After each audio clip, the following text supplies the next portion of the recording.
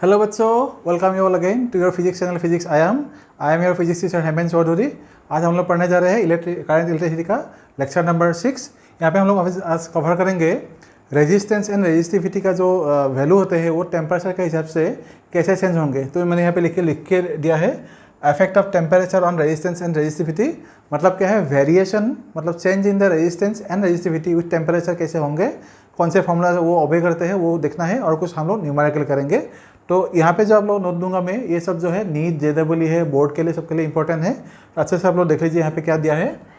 तो यहाँ पे लिखा है मैंने, when temperature of a conductor increases ionic vibrations also increases, so the drifting electron suffer more frequent collisions with the ions. So as a result, relaxation time decreases, resistivity increases and conductivity decreases. ये जो आप लोगों ने point दिया हुआ है, इन सब point के ऊपर ये देखो, as a result relaxation time decreases. अगर रिलैक्सेशन टाइम डिक्रीज होगा तो क्या होगा, रेजिस्टिविटी इंक्रीज होगा। तो ये फॉर्मूला है रिलैक्सेशन टाइम और रेजिस्टिविटी का जो रिलेशन था, resistivity is inversely proportional to relaxation time. तो रिलैक्सेशन टाइम जितना कम होगा, रेजिस्टिविटी उतना ही क्या होगा, ज़्यादा इंक्रीज हो जाएगा। मतलब क्या होगा, रेजिस्टेंस भी इंक्रीज होगा। एंड कंडक्टर का जो कंडक्टिविटी है वो क्या होगा, डिक्रीज होगा, क्योंकि conductivity is reciprocal of the resistivity. तो रेजिस्टिविटी अगर इंक्रीज होगा तो क्या होगा, कंडक्टिविटी क्या होगा, डिक्रीज होगा। तो समझ में आ गया आप लोगों को। तो अभी ये जो हमको मिला हुआ है, यहाँ जो मिला हुआ है, तो आयोनिक वाइब्रेशंस मतलब क्या होता है, कोई भी कंडक्टिंग सरफेस के ऊपर जो हम लोग पॉजिटिव आयंस लेते हैं ना, टेम्परेचर इंक्रीज होने से क्या होता है, वो टेम्परेचर, सपोज यहाँ पे एक जो कंडक्टिंग हमारे पास एक वायर है, इस कंडक्टिंग वायर के ऊपर आपस यहाँ पे अगर सपोज बहुत सारे पॉजिटिव आयन होंगे तो क्या होगा, टेम्परेचर बढ़ने के साथ क्या होगा, ये जो होगा आयंस जो होगा वो ज़्यादा ऐसे क्या होगा, फ्रीक्वेंटली वाइब्रेशन करना शुरू कर देगा, ज़्यादातर वाइब्रेशन ऐसे करेंगे।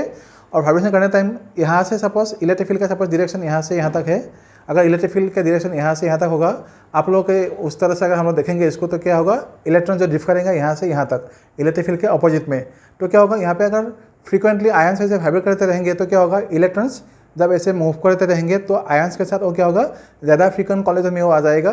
तो ज़्यादा फ्रीक्वेंट कॉलिजन मतलब क्या होगा, relaxation time of the electrons decreases. मतलब क्या होगा, वो ज़्यादा फ्रीक्वेंटली कॉलिजन होने से क्या होगा, वो ज़्यादा फ्रीली ज़्यादा दूर तक मूव नहीं कर पाएगा। मतलब क्या होगा, उसका मीन फ्री पाथ, मतलब जो फ्री पाथ है उसका ट्रैवल करने का वेलोसिटी का वो क्या होगा, कम हो जाएगा। तो मतलब क्या होगा, रिलैक्सेशन टाइम कम हो गया। रिलैक्सेशन टाइम का मतलब क्या होगा, ज़्यादा फ्रीक्वेंट कॉलिजन आ रहे हैं, तो इसलिए क्या होगा, इलेक्ट्रॉन फ्लो अगर कम होगा तो क्या होगा, रेजिस्टिविटी एंड रेजिस्टेंस क्या होगा, इंक्रीज हो गया, और कंडक्टिविटी क्या होगा, डिक्रीज हो जाएगा। इसलिए मैंने भी लिख के दिया है, as a result relaxation time decreases, resistivity increases and conductivity also decreases. तो बच्चों अगर हम लोग सपोज यहाँ पे लिखो, लेट रेजिस्टेंस कैसे चेंज होंगे, कुछ फार्मूला है हमारे पास, एक्सपेरिमेंटल जो मिला है वो देखो। Let R equal to resistance, ये सपोज आर नॉट है, ये है resistance at suppose 0 degree Celsius, और सपोज आर टी है, और इसको हम लोग कैपिटल टी भी ले सकते हैं, कोई प्रॉब्लम नहीं। तो आर टी में ले लेता हूँ। तो सपोज ये क्या होगा, suppose resistance at suppose T degree Celsius है हमारे पास। तो what is the change in the resistance, ये क्या होगा, रेजिस्टेंस सपोज इंक्रीज हो गया अभी, तो यहाँ पे लिखेंगे increase in resistance, therefore increase in resistance. Increase in resistance कितना आएगा, वो होगा R T minus R not. और ये जो रेजिस्टेंस इंक्रीज हुआ कितने टाइम पे हुआ, टेम्परेचर डिफरेंस कितना हुआ था, T माइनस 0। और एक्सपेरिमेंटली क्या पाया गया है, लिखो यहाँ पे लिखो, the increase in resistance, the increase in resistance, the increase in resistance is directly proportional to the initial resistance। मतलब इनिशियल रेजिस्टेंस जितना था उसके प्रोपोर्शनली क्या होगा, रेजिस्टेंस इंक्रीज होगा। तो increase in resistance is directly proportional to the initial resistance and number 2, and increase in resistance, मैंने इसको वर्ड नहीं लिख के इसे ऐसे ही लिख देते हैं, आर टी मतलब increase in resistance, R T minus R naught, ये क्या होगा, is directly proportional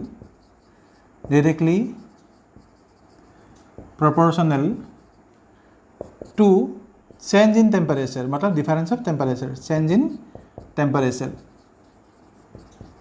change in temperature. अगर ये दो स्टेटमेंट को, इक्वेशन जो है स्टेटमेंट 1 और स्टेटमेंट 2 को हम लोग मैथमेटिकल फॉर्म में लिखेंगे तो कैसा लिखेंगे?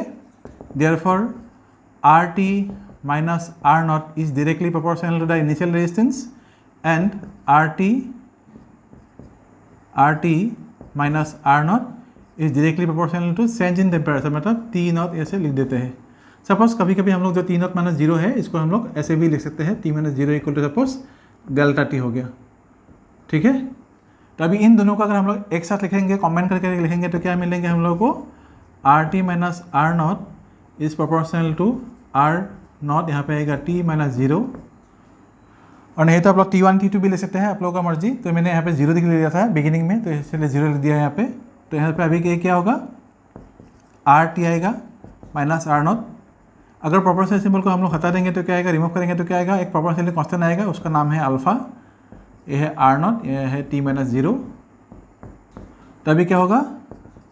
Are T minus R naught जो है, अगर मैं इसको इस तरफ ले जाता हूँ तो क्या देखेंगे? R T equal to R naught common लेने के बाद क्या आएगा? आर नॉट यहाँ पे आ गया, और यहाँ पे क्या रहेगा अंदर? 1 plus alpha into R nought. Suppose अभी टी नॉट जीरो को हम लोग डेल्टा टी लिख देते हैं, डेल्टा टी यहाँ पे लिखते हैं, हो गया। अगर ऐसा है तो ये जो फार्मूला हमको मिला है अभी, इस फार्मूला से हम लोग क्या निकालेंगे? जब रेजिस्टेंस चेंज होगा विथ रिस्पेक्ट टू टेम्परेचर, इस फार्मूला से हम लोग उसको निकाल देंगे। और नहीं तो क्या होगा? इस फार्मूला से और एक दूसरा फार्मूला हमको मिलते हैं, ये जो अल्फा हमको मिला है, alpha is known as temperature coefficient. यहाँ पे लिखेंगे टेम्परेचर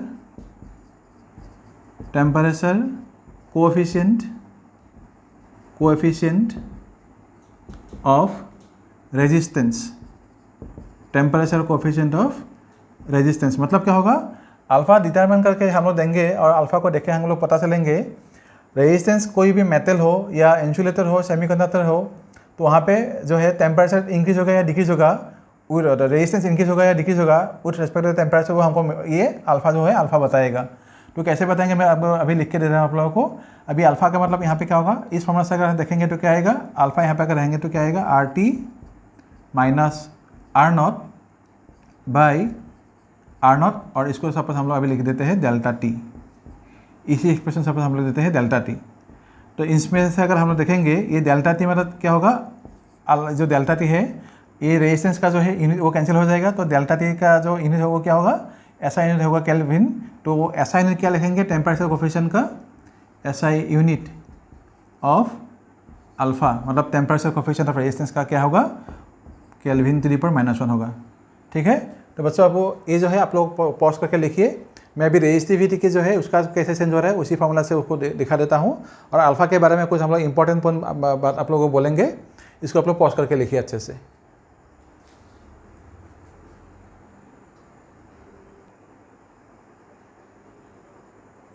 वैसे भी हम लोग देखेंगे सिग्निफिकेंस ऑफ अल्फा, मतलब अल्फा का जो वैल्यू है पॉजिटिव नेगेटिव होने से क्या होते हैं वो देखो। तो हम लोग लिखेंगे यहाँ पे for metals like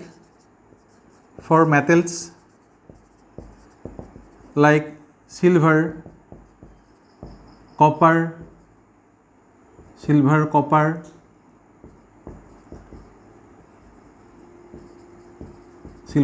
etcetera, value of alpha, और डायरेक्टली लिखेंगे for metals like silver and copper etcetera, alpha is positive. Alpha is positive means, इसका मीनिंग क्या है? When temperature increases,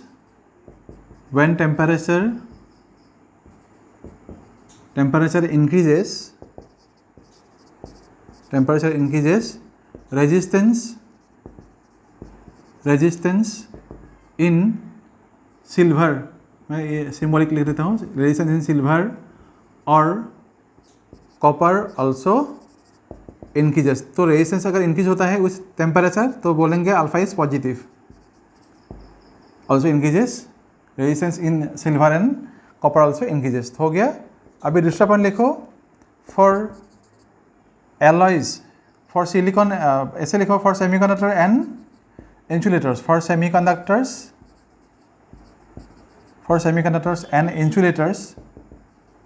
and insulators, alpha is negative, मतलब temperature coefficient of resistance is negative. इसका meaning क्या है? Resistance decreases, resistance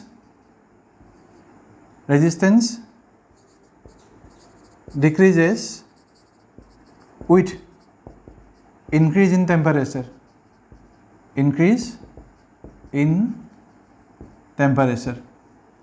तो मतलब semiconductors और इंसुलेटर्स में क्या होंगे? रेजिस्टेंस डिक्रीज होता है। अगर रेजिस्टेंस डिक्रीज होगा मतलब क्या होगा? सेमीकंडक्टर जो कंडक्टिविटी होते हैं वो इनिशियली लो होते हैं, लेकिन टेम्परेचर बढ़ने से क्या होगा? उसका कंडक्टिविटी क्या हो जाता है? इंक्रीज हो जाता है। इसलिए यहाँ पे लिखा है रेजिस्टेंस नेगेटिव, मतलब क्या होगा? अल्फा इज नेगेटिव, मतलब रेजिस्टेंस डिक्रीज होगा with increase in temperature, with increase in temperature. उसके बाद नंबर थर्ड पॉइंट लिखो। थर्ड पॉइंट है, ये तो सेमीकंडक्टर इंसुलेटर के लिए हो गया। एलॉयज के लिए हम लोग देखेंगे। अल्फा लिखो, alpha is very very small, मतलब ये नेग्लिजिबली स्मॉल है, वेरी वेरी स्मॉल, मतलब कुछ सेंस आएगा भी, वो भी क्या होगा? इग्नोरेबल होगा। तो लिखेंगे alpha is very very small for, alpha is very very small for alloys, for alloys, that means sense is almost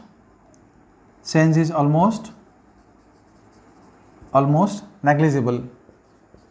sense in क्या है? सेंस इन रेजिस्टेंस लिखो, sense in resistance, sense in resistance is almost negligible।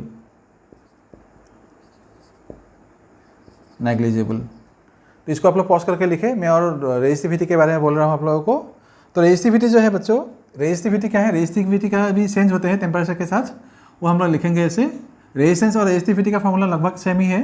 तो लिखो change in resistance, लिखो directly इसको, change in resistivity, change in resistivity with temperature, suppose क्या होगा? पहले रो लिखते हैं, rho at some certain temperature, suppose T लिख देते हैं। इनिशियल रेजिस्टिविटी सपोज रो है, ये है rho at initial resistivity at the beginning of the temperature. यहाँ पे फिर से आएगा 1 plus alpha into suppose delta T लिख देते हैं। तो बच्चों ये जो फॉर्मूला है, कभी कभी हम लोग को जब न्यूमेरिकल देंगे, इस फॉर्मूला को हम लोग ऐसे भी लिख सकते हैं, 1 plus alpha into T2 minus T1 भी हम लोग लिख सकते हैं इसको। T2 माइनस T1 भी आप लोग समझ लेना कि ये जो है डेल्टा T, ये डेल्टा T है। तो यहाँ पे आप लोग लिख सकते हैं delta T equal to T2 minus T1 भी हम लोग लिख सकते हैं। In the resistance formula also हम लोग लिख सकते हैं डेल्टा T की जगह पे T2 माइनस T1, मतलब एक इनिशियल टेम्परेचर होगा, एक दूसरा है फाइनल टेम्परेचर। तो यही है रेजिस्टिविटी का formula when it is changes with temperature. तो इसमें फिर से हम लोग ये लिख सकते हैं temperature coefficient alpha equal to क्या आएगा? Rho T minus rho naught by यहाँ पे आएगा rho not into T2 minus T1, T2 minus T1। तो ये अगर हम लोग देखेंगे तो ऐसे लिख सकते हैं delta rho by rho not into change in the temperature. इसका भी कोफिशिएंट क्या होगा? सेम होगा, क्योंकि ये भी टेम्परेचर कोफिशिएंट ही है। तो इसका भी क्या होगा? ऐसा ही रहेगा कि केल्विन टू द पावर -1। बच्चे अभी ये जो देखो, ये जो दिया है आप लोगों को, अच्छा से इसको लिखो। मैं अभी जो रेजिस्टिविटी का जो ग्राफ होगा उस चेंज इन टेम्परेचर मेटल्स के लिए, सेमीकंडक्टर के लिए और इंसुलेटर के लिए मैं आप लोगों को दे रहा हूँ ग्राफ अलग से। ये जो अभी दिया है आप लोग इसको पॉज करके लिखो।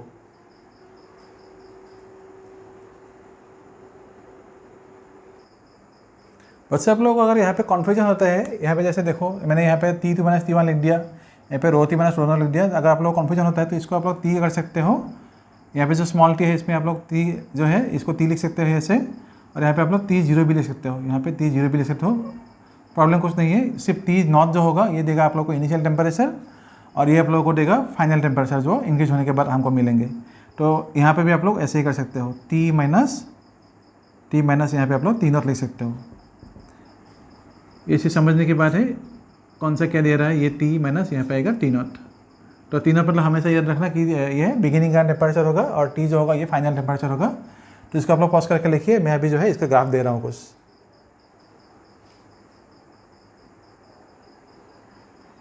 बच्चों इस ग्राफ को देखो, मैंने 4 ग्राफ दिया यहाँ पे। Variation of electrical resistivity with temperature, ये जब ग्राफ है आप लोगों को एमसीक्यू में दिया जा सकता है। तो देखो क्या लिखा है यहाँ पे, जो रेजिस्टिविटी है देखो, resistivity with increase in temperature, ये कॉपर के लिए मैंने दिया है, लिखा है यहाँ पे कॉपर। तो कॉपर के लिए क्या दिया है, रेजिस्टिविटी जब ऐसे इंक्रीज होगा, टेम्परेचर जब इंक्रीज होगा, रेजिस्टिविटी क्या होगा, ऐसे धीरे धीरे क्या होगा, इंक्रीज होगा। और ये क्या है, नॉन लीनियर बिहेवियर है। मतलब क्या होगा, रेजिस्टेंस जितने टेम्परेचर इंक्रीज होगा तो क्या होगा, ज़्यादा स्पीड से क्या होगा, ऐसे रेजिस्टेंस इंक्रीज होगा, रेजिस्टिविटी ऐसे ज़्यादा स्पीड रेट में क्या होगा, ऐसे इंक्रीज होता जाएगा। तो इसलिए यहाँ पर लिखा है resistivity is not linear with the temperature. तो कॉपर के लिए ग्राफ होगा ऐसा। उसके बाद हम लोग निक्रोम जो है, ये कॉपर तो मेटल हो गया। तो निक्रोम जो है, निक्रोम जो आप लोगों का एलॉय मिलेंगे, तो निक्रोम के लिए जो टेम्परेचर है वो ऑलमोस्ट क्या है, इफेक्ट नहीं करता निक्रोम का। लेकिन यहाँ पे लिखा है मैंने, nichrome has weak temperature dependence. मतलब निक्रोम के लिए अगर सपोज देखो टेम्परेचर मैंने पहले 200 दिया, उसके बाद 400, उसके बाद 600 दिया, तो इतने टेम्परेचर में ये जितना हम लोग इंक्रीज करते जाएंगे, इसका जो रेजिस्टिविटी है वो बहुत ज़्यादा ड्रास्टिकली चेंज नहीं हुआ है। इसलिए यहाँ पे हम लोग बोल सकते हैं ये जो निक्रोम है, it has weak temperature dependence on the resistivity. तो ये देखो resistivity for nichrome, resistivity versus temperature graph for nichrome. Manganese जो है, मैंगनीज भी एक एलॉय है। इसके लिए जो ग्राफ होगा ऐसा कांस्टेंट जैसा, क्योंकि manganese almost independent of temperature. मतलब जो भी चेंज आएगा टेम्परेचर की वजह से, दैट इज ऑलमोस्ट नेग्लिजिबल, मतलब जीरो जैसा कुछ होगा। इसलिए हम लोग बोलेंगे ऑलमोस्ट नेग्लिजिबल और almost independent of temperature. Directly हम लोग इंडिपेंडेंट नहीं बोल रहे हैं, ऑलमोस्ट बोल रहे हैं। मतलब क्या होगा, जो भी चेंज इसमें आएगा रेजिस्टिविटी में, दैट इज नियरली नेग्लिजिबल है। तो इसलिए हम लोग यहाँ पे लिखा है manganese almost independent of temperature. तो कितना भी आप लोग टेम्परेचर इंक्रीज करोगे, मैंगनी का जो रेजिस्टिविटी होगा वो बहुत ड्रास्टिकली कुछ भी चेंज नहीं होगा, ऑलमोस्ट सेम जैसा ही रहेगा। तो हो गया ग्राफ फॉर मैंगनीन। ये आप लोग देखो सेमीकंडक्टर के लिए ग्राफ, रेजिस्टिविटी सेमीकंडक्टर के लिए क्या होता है, इसका जो अल्फा था, अल्फा मतलब क्या होगा, टेम्परेचर कोएफिशिएंट ऑफ रेजिस्टिविटी। तो अगर यहाँ पे टेम्परेचर इंक्रीज होगा तो क्या होगा, रेजिस्टिविटी क्या होगा, ऐसे देखो डिक्रीज हो रहा है। तो सेमीकंडक्टर के लिए अल्फा जो होगा अगर डिक्रीज होगा तो क्या होगा, रेजिस्टिविटी डिक्रीज होगा, जो टेम्परेचर कोएफिशिएंट होगा ये डिक्रीज होगा। तो सेमीकंडक्टर अगर रेजिस्टिविटी डिक्रीज होगा मतलब क्या होगा, कंडक्टिविटी यहाँ पे क्या होगा, इंक्रीज हो जाएगा। तो इन ग्राफ को आप लोग लिखो, मैं और एक टॉपिक दे रहा हूँ इसके बारे में।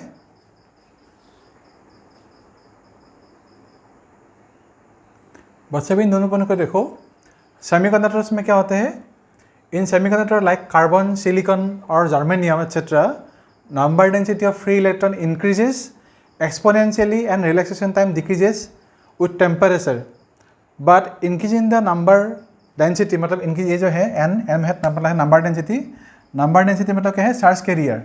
तो इसमें चार्ज कैरियर जितना ज़्यादा इंक्रीज होगा compare to that relaxation time कम डिक्रीज होगा। इसलिए चार्ज कैरियर अगर ज़्यादा हो गया मतलब क्या होगा, हम लोग का चार्ज बढ़ गया। तो चार्ज बढ़ने से क्या होगा, कंडक्टिविटी भी क्या होगा, इंक्रीज होगा। इसलिए यहाँ पे लिखा है कंडक्टिविटी इंक्रीजेस और रेजिस्टिविटी डिक्रीजेस एक्सपोनेंशियली। तो आप लोग ये देख लेना, एग्जाम में इसके बारे में क्वेश्चन आता है। सेमीकंडक्टर में with rise in temperature conductivity कैसे इंक्रीज होता है, तो ये पार्ट जो है आप लोगों को लिखना है, इतना सर। और बाकी जो इंसुलेटर दिया है, इंसुलेटर में क्या है, for insulators alpha is negative, मतलब क्या होगा, अगर टेम्परेचर कोएफिशिएंट नेगेटिव होता है मतलब क्या होगा, the resistivity rho increases exponentially decrease in temperature. तो मतलब क्या होगा, अगर टेम्परेचर इंक्रीज होगा तो क्या होगा, रेजिस्टिविटी क्या होगा, यहाँ पे रो इंक्रीज होगा with decrease in the alpha. Negative मतलब क्या होगा, डिक्रीज रेजिस्टिविटी जो है टेम्परेचर कोएफिशिएंट वो डिक्रीज होगा, तो मतलब क्या होगा, नेगेटिव होगा। तो यहाँ पे क्या होगा, it becomes infinitely large at temperature near absolute zero. तो ये तो पॉइंट भी क्वेश्चन में आता है, आप लोगों को कभी कभी दिया जाता है। तो यहाँ पे लिखो इंसुलेटर्स का जो रेजिस्टिविटी है वो एब्सोल्यूट जीरो में कितना होता है, वो आ जाएगा आप लोगों का इनफाइनाइटली लार्ज। तो ये पॉइंट आप लोग याद रखना, ये पॉइंट। और इसमें भी जो है सेमीकंडक्टर वाला जो पॉइंट है इसको भी लिखो। अभी मैं दे रहा हूँ आप लोगों को इलेक्ट्रोलाइट के बारे में, इन दोनों को आप लोग पॉज करके लिखो।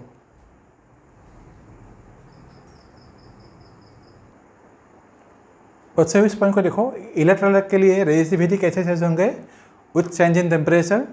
तो यहाँ पे लिया है alpha is negative for the electrolyte, मतलब temperature coefficient of resistivity alpha is negative for the electrolyte. इसका मीनिंग क्या है, with rise in temperature resistivity क्या होता है, डिक्रीज होता है इलेक्ट्रोलाइट का। क्यों डिक्रीज होता है, देखो सपोज हमारे पास एक इलेक्ट्रोलाइट जैसे ये इलेक्ट्रोलाइट है, यहाँ पर सपोज बहुत पॉजिटिव आयन और नेगेटिव आयन ऐसे होंगे, पॉजिटिव नेगेटिव आयन ऐसे बहुत सारे ऐसे होंगे। तो ये जो अभी टेम्परेचर नॉर्मल टेम्परेचर होंगे तो क्या होगा, इनके बीच क्या होगा, कुछ इंटर आयोनिक अट्रैक्शन फोर्स ऐसे रहेंगे, इंटर आयोनिक अट्रैक्शन फोर्स ऐसे रहेंगे। तो जब हम लोगों का टेम्परेचर इंक्रीज हो जाएगा। टेम्परेचर इंक्रीज होने से क्या होगा, ये जो इंटर आयनिक अट्रैक्शन है वो क्या होगा, डिक्रीज हो जाएगा। क्यों डिक्रीज होगा, देखो टेम्परेचर बढ़ने से क्या होगा, ये जो इंटर आयन जो है, आयन्स के बीच जो डिस्टेंस है वो डिस्टेंस क्या हो जाएगा, इंक्रीज हो जाएगा। अगर डिस्टेंस इंक्रीज होगा तो क्या होगा, यहाँ पे आयन्स का जो अट्रैक्शन है वो क्या होगा, कम हो जाएगा। और विस्कस फोर्स भी क्या होगा, यहाँ पे कम हो जाएगा, जो आप लोगों को क्लास 11 में मिला था, 5th चैप्टर में आप लोगों ने पढ़ा था। जो विस्कस फोर्स होते हैं वो क्या होगा, टेम्परेचर इंक्रीज होने से विस्कस फोर्स भी क्या हो जाता है, कम हो जाता है। यहाँ पे भी वही हो रहा है। In the electrolyte when the temperature increases inter ionic attraction decrease होगा because the increase in the distance between the ions, and उसके लिए क्या होगा, विस्कस फोर्स भी क्या होगा, डिक्रीज हो जाएगा। अगर यहाँ पे ये दोनों डिक्रीज होगा मतलब क्या होगा, जो रेजिस्टिविटी होगा, रेजिस्टिविटी यहाँ पे क्या होगा, डिक्रीज होगा। अगर रेजिस्टिविटी डिक्रीज होगा मतलब क्या होगा, कंडक्टिविटी यहाँ पे क्या होगा, इंक्रीज होगा। तो ये है आप लोगों का इस पॉइंट का जो है इंपॉर्टेंट जो है लाइन। तो आप लोग ये अच्छे से पॉज करके लिखो। अभी हम लोग थोड़ा सा न्यूमेरिकल करेंगे, ये जो है कुछ इंपॉर्टेंट न्यूमेरिकल जो बहुत ईजी है, इसको आप लोग पॉज करके लिखिए।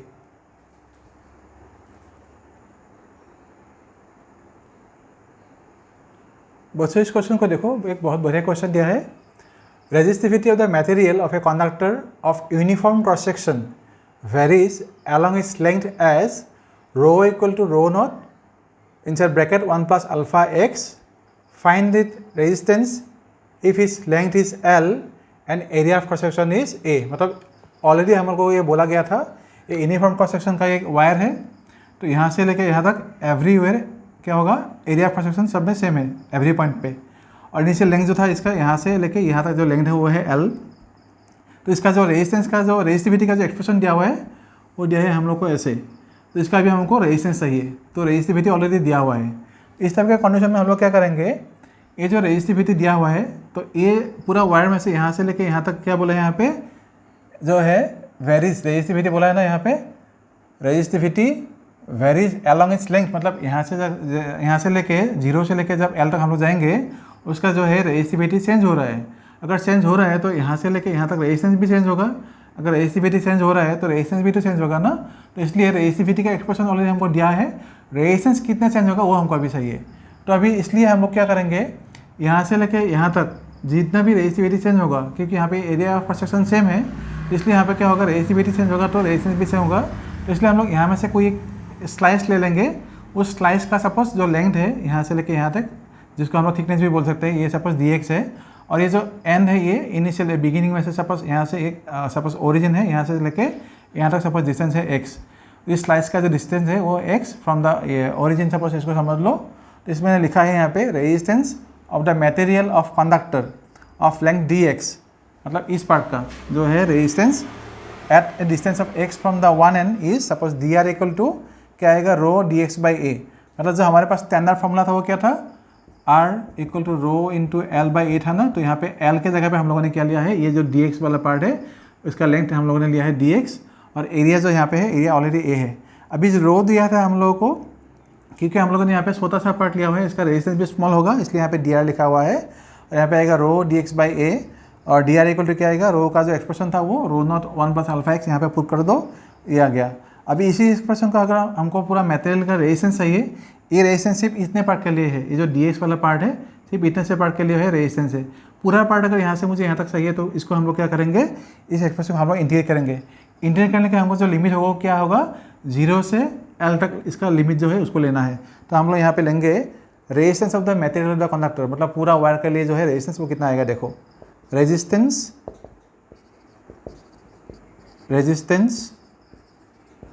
Of the conductor. तो क्या आएगा, इसी को हम लोग इंटीग्रेट करेंगे। तो इंटीग्रेट करने से यहाँ पे आएगा dr, यहाँ पे रो नॉट बाई ए, ये तो कांस्टेंट होगा तो उसको बाहर ले आओ, रो नॉट बाई ए, और बाकी पार्ट को हम लोग इंटीग्रेट करेंगे। यहाँ पे आएगा 0 टू L, और यहाँ पे होगा 1 प्लस अल्फा इंटू एक्स, यहाँ पे आएगा dx।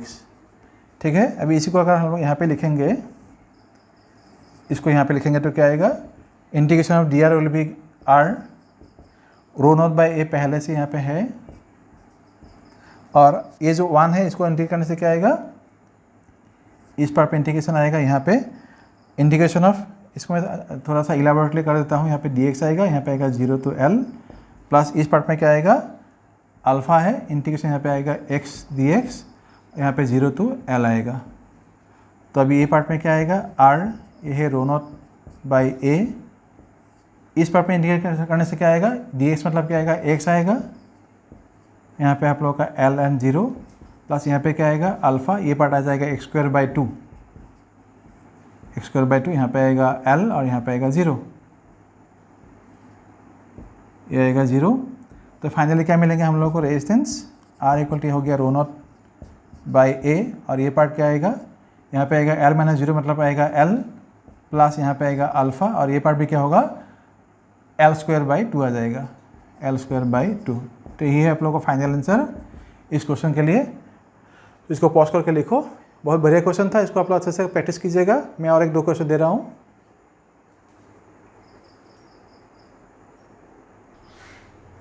बच्चों इस क्वेश्चन को देखो, यहाँ पे दिया है resistance of a conductor at 20 degree Celsius is 3.15 ohm and at 100 degree Celsius it is 3.75 ohm. Find the temperature coefficient of resistance of the conductor, मतलब फाइंड मतलब अल्फा है यहाँ पे temperature coefficient of the resistance. तो यहाँ पे हम लोगों के पास क्या है, बिगिनिंग में जो है हमारे फॉर्मूला यहाँ पे दिया है R1 इक्वल टू कितना दिया है 3.15 ohm at temperature T1 equal to क्या है हमारे पास 20 डिग्री सेल्सियस, और टेम्परेचर जो सेकंड दिया है R2 क्या है, रेजिस्टेंस है वो 3.75 ओम एट टेम्परेचर दिया है T2 equal to 100 degree Celsius. तो हमको जो फॉर्मूला मिलता है बच्चों वो क्या होता है, R1 equal to R not, यहाँ पे आएगा 1 plus alpha into delta T, और सिंपली यहाँ पे आप लोग T लिख सकते हो। ये सपोज इक्वेशन नंबर 1, और दूसरा जो क्वेश्चन है वो है R2 equal to R not, यहाँ पे फिर से आएगा 1 प्लस अल्फ़ा इंटू T, मतलब चेंज इन टेम्परेचर, यहाँ पे ही आप लोगों का इक्वेशन नंबर 2। अभी देखो ये जो इक्वेशन है इसमें हम लोग जो R नॉट दिया जाता है ना, ये क्या है बिगिनिंग में, मतलब 0 डिग्री सेल्सियस में जो टेम्परेचर रेजिस्टेंस होता है वो वैल्यू है यहाँ पे। लेकिन यहाँ पे कहीं पे भी क्वेश्चन में हम लोगों को 0 डिग्री सेल्सियस में रेजिस्टेंस कितना हो पता नहीं है, दिया भी नहीं है, तो नहीं सही है। तो नहीं अगर सही है तो हम लोग क्या करेंगे, इसको यहाँ पे सपोज ये टेम्परेचर T1 है, T2 है, तो इसको हम लोग अगर नहीं चाहिए तो क्या करेंगे, इसको हमको अभी रिमूव करना है। तो क्या करेंगे, इसलिए R1 बाई R2 लेंगे, तो यहाँ पे R नॉट कैंसिल हो जाएगा, तो यहाँ पे रहेगा 1 plus alpha into T1 by यहाँ पे आएगा 1 प्लस अल्फ़ा इंटू T2। तो यहाँ से अगर हम लोग अल्फ़ा सही है ना तो क्या करेंगे, क्रॉस मल्टीप्लाई करो, क्रॉस मल्टीप्लाई करने से क्या आएगा R1 plus R1 into alpha यहाँ पे है T2, ठीक है ना, और इस तरफ आएगा R2, यहाँ पे आएगा R2 अल्फ़ा इंटू T1। तो अभी हमको चाहिए अल्फ़ा, तो हम लोग क्या करेंगे R2 को इस तरफ ले आएंगे तो होगा R1 माइनस R2, और यहाँ से क्या होगा अल्फ़ा चाहिए, तो अल्फ़ा को हम लोग कॉमन लेंगे तो क्या आएगा, ये अगर इस तरफ जाएगा तो क्या आएगा अल्फ़ा कॉमन आएगा, तो यहाँ पे आएगा R2 T1 minus R1 T2। तो अभी आपको अल्फ़ा चाहिए, तो यहाँ से हम लोग अल्फ़ा ले लेंगे, तो अल्फ़ा का वैल्यू कितना आएगा, अल्फ़ा इक्वल टू आएगा R1 minus R2 by R2 T1 minus R1 T2। अभी जैसे यहाँ पे आप लोग वैल्यूज पुट करो, आंसर आ जाएगा, करके देखो तो आप लोग कितना आता है आंसर। बच्चे इसको करो अभी। ये जो है अभी हमारे पास जो है R1 कितना था, R1 था 3.15 माइनस R2 था 3.75 बाई R2 कितना है फिर से 3.75 इंटू T1 मतलब क्या था 20, और माइनस क्या आएगा, R1 था हमारे पास 3.15 इंटू टेम्परेचर T2 था 100, तो वैल्यूज कितना आएगा, यहाँ पे ऊपर आएगा आप लोगों का माइनस 0.6, और नीचे क्या आएगा, यहाँ पे आएगा ये आएगा 75 माइनस ये आएगा 315। इसको करके देखो, यहाँ पे भी माइनस आएगा वैल्यू, तो माइनस और माइनस कैंसिल हो जाएगा, ऊपर लिखेंगे 0.60 और नीचे आ जाएगा 240। तो वैल्यू क्या आएगा 0.6 बाई 240। तो इसको करने से क्या आएगा, अगर मैं ऊपर 60 कर लेता हूँ और नीचे आएगा 2400, यहाँ पे इसे कैंसिल करो, 6 से इसको करने से क्या आएगा, नीचे आएगा ऊपर आएगा 1, यहाँ पे आएगा 40, तो 1/40 हो गया। तो 4 से इसको करने से क्या आएगा 0.25 आएगा, और यहाँ पे 0 है, मतलब क्या होगा 0.025 0.025 आएगा। तो अल्फ़ा है तो इसका आएगा केल्विन। तो आप लोग करके देखो एक बार आंसर आया कि नहीं आप लोगों का। वैसे भी कैलकुलेशन सब यहाँ पे ठीक है, लेकिन टेम्परेचर जो था सेल्सियस में था, तो आप लोग भी यहाँ पे सेल्सियस लिखोगे। केल्विन होंगे तो केल्विन लिखोगे, सेल्सियस होगा तो सेल्सियस लिखोगे। तो यहाँ तक आंसर ठीक ही है। तो आई होप आप लोगों को ये जितना टॉपिक आप लोगों का समझाया है, सिखाया है, सब कुछ आप लोगों को समझ में आ गया होगा। तो वीडियोस को फॉलो करते रहिए। नेक्स्ट वीडियो में जो है हम लोग ohmic device, non ohmic device के बारे में कुछ पढ़ेंगे, और जो नेक्स्ट टॉपिक है उसमें प्रोसीड करेंगे। तो वीडियोस को अच्छे से देखिए और कमेंट कीजिए, and please subscribe the channel, and आज के घर में अच्छे से पढ़ते रहिए, टाइम वेस्ट मत कीजिए। Thank you so much.